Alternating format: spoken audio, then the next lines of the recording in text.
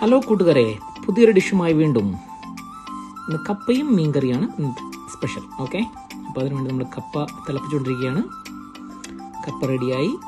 ഇതിനെ നമുക്ക് ഒന്ന് ഇടിച്ച് പൊടിയാക്കി അതിനെ വറവ് വയ്ക്കണം. താളിക്കുക എന്ന് പറയും. ഓക്കെ, അപ്പോൾ അതിൻ്റെ പരിപാടി നടന്നുകൊണ്ടിരിക്കുന്നത്.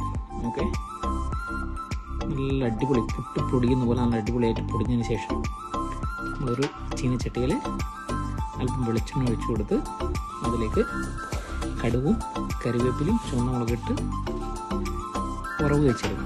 ഓക്കെ, അപ്പോൾ അതിൻ്റെ പരിപാടിയാണ് നടന്നുകൊണ്ടിരിക്കുന്നത്. കടുകൊക്കെ ഇങ്ങനെ കുടുകുടുകുടുകുടാന്ന് പൊട്ടി വരുന്ന സമയത്ത് നമുക്കതിലേക്ക് മറ്റുള്ള സാധനങ്ങൾ ഇട്ട് കൊടുത്ത് എന്താ സംഭവം റെഡി ആയിട്ടുണ്ട്.